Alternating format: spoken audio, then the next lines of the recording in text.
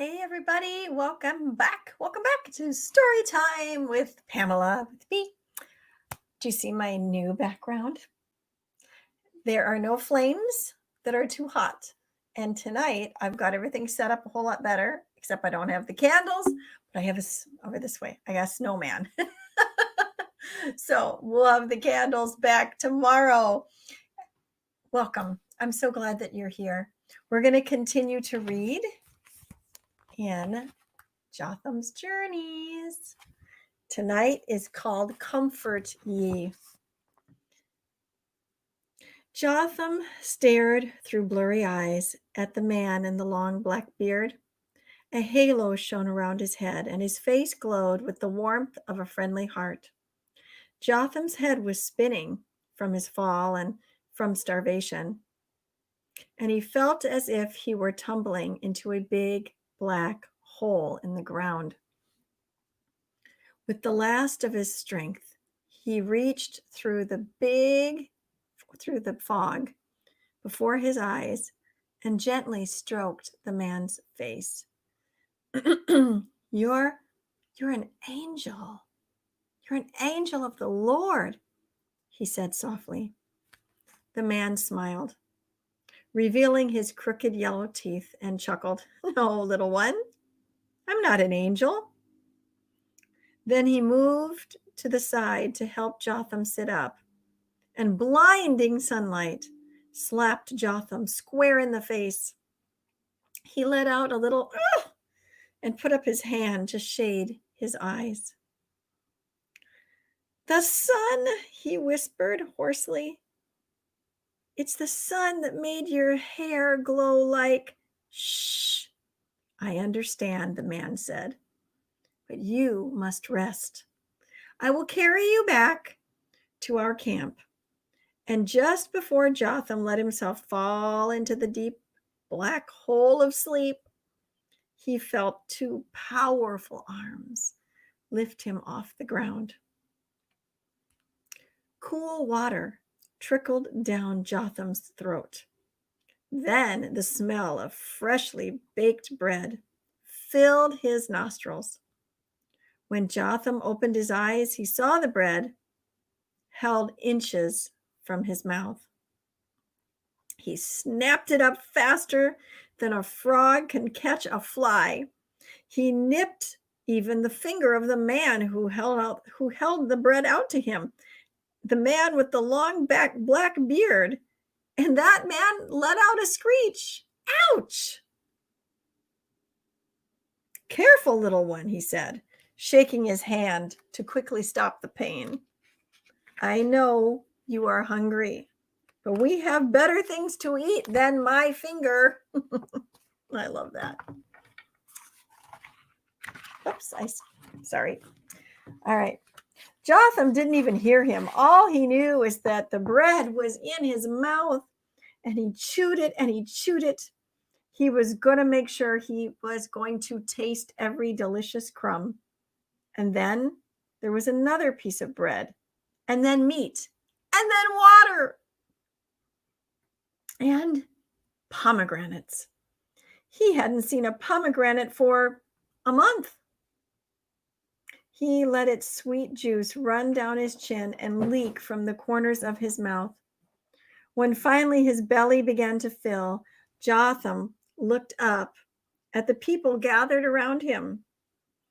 He hadn't even noticed them before, but now he saw the faces of men and women and children, all huddled around him, looking down at him. He didn't recognize a single face, but he knew immediately just who they were by how they were dressed. They were shepherds. Shepherds, he said, you're shepherds.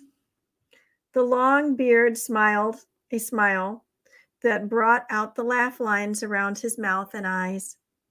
That is true, he said. And so, too, are you, if I be any judge. Yes, sir, said Jotham. I am Jotham of Jericho, defender of the lambs of my father.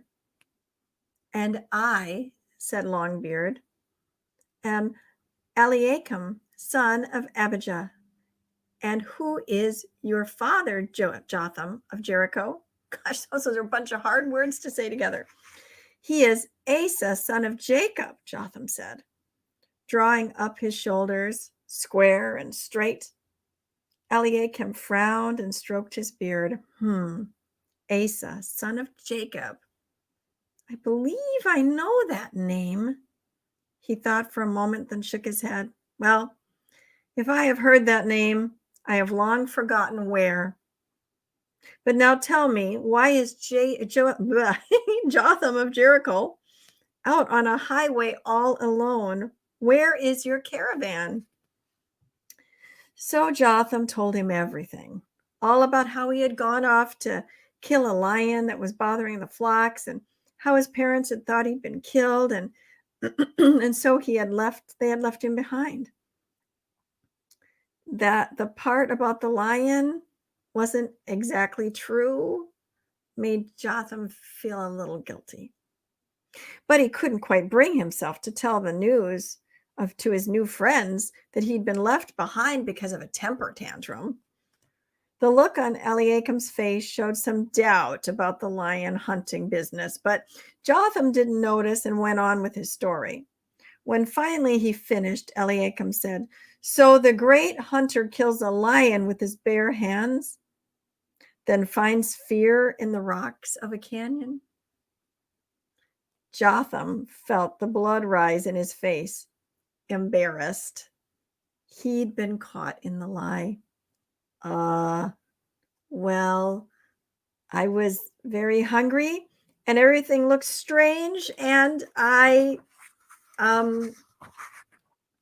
Eliakim smiled again and patted Jotham's shoulder. "And you called on the name of Jehovah, which is when I came running to help you, and I startled you." Jotham lowered his head and nodded. "And now," Eliakim said, looking around, "you have new friends. And you need it. And if you need it, you also have a new family." Jotham raised his head again, and a smile stretched from ear to ear. Eliakim quickly introduced Jotham to the rest of his clan. And Jotham didn't remember most of their names, but he did remember the name of Eliakim's daughter, Tabitha. She was about Jotham's age, maybe a little younger, and was the one who had brought him the pomegranates. When the introductions were finished, Jotham finally got to ask the question he had had burning inside of him. "Master Eliakim," he said, his eyebrows creased to a frown, "have you seen any other caravans since yesterday?" Eliakim shook his head slowly. "Sadly, no, my friend. We have just come from the hills to the south and had only just approached this road when we heard you yell." Jotham's lip began to tremble. "I was hoping—" "Yes, I understand. But you are safe now. And I say again that we will help you find your family. But even if that fails, you may stay with us as long as you wish." Jotham spent the rest of the day becoming familiar with the camp. He helped water the lambs, collected firewood, picked out a sleeping mat and a blanket with the help of Tabitha. After supper, the whole family, about 20 aunts and uncles and cousins, sat around the fire, just like Jotham's family always did. After stories of the day and a good bit of joking about, Eliakim cleared his throat, and everyone fell in silence. "It is written," he started without introduction, "that Jehovah shall send his anointed one to bind up the brokenhearted, to comfort all who mourn, and provide for those who grieve. And so we wait. We wait for that anointed one to appear. We wait for the Messiah to reveal himself to us.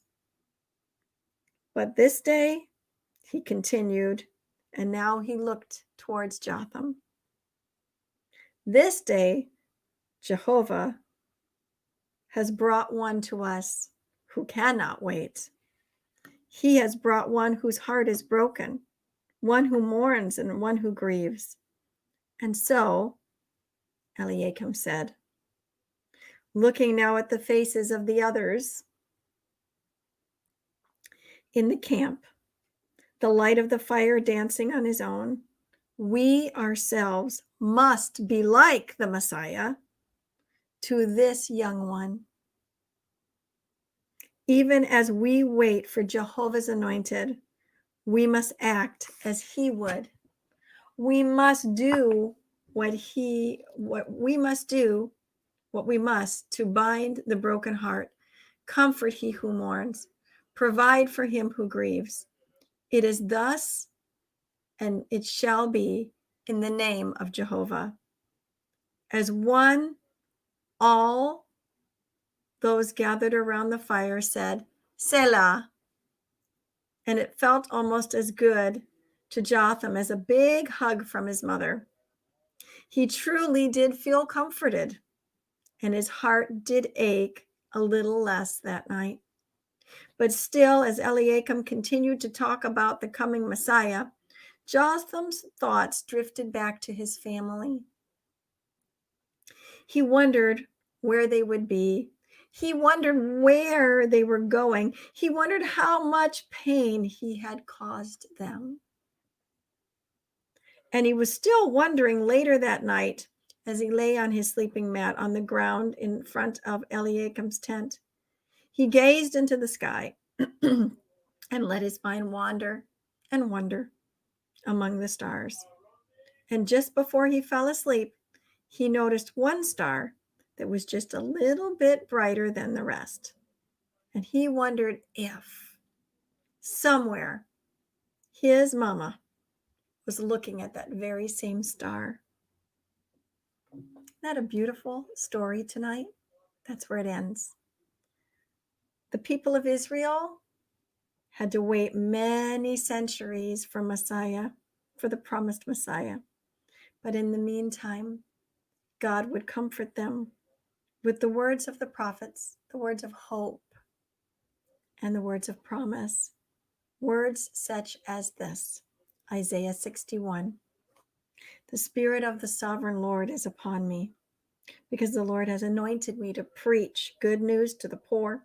He has sent me to bind up the brokenhearted, to proclaim liberty for the captives, and to release from darkness the prisoners, to proclaim the year of the Lord's favor and the day of the vengeance of our God, to comfort all who mourn and provide for those who grieve in Zion, to bestow on them a crown of beauty instead of ashes, the oil of gladness instead of mourning, the garment of praise instead of a spirit of despair. These words they comforted Israel, and they should comfort us tonight. God is still in the business of binding up the wounds, healing the brokenhearted. But one more thing, maybe that's you tonight that need that from God, that need that special touch. But I liked what Eliakim said. He said, tonight we will be as the Messiah would be. He didn't say they were the Messiah. He said they would behave like that. I believe that God wants to use us to be those that would bind up the brokenhearted, to be the one that would help to heal that wounds, the one that would bring liberty to the captives. So as you go through your Advent season, which means the coming of the Lord, it means the coming, and we're celebrating his coming. That's what we're doing. If you are facing heartache, if you're facing grief, if you're facing difficulty, I challenge you, you can find comfort in your everyday life through your Creator God. You can find it in his presence. You can have a hope again that comes from heaven to you. And if you're looking for that, It's one prayer away. But also, even in your own suffering, your own grief and challenge, you can be that extension, hands and feet of heaven, hands and feet of God to somebody. So I encourage you to look around your world and be sensitive, and maybe give heaven the opportunity to tap you on the shoulder.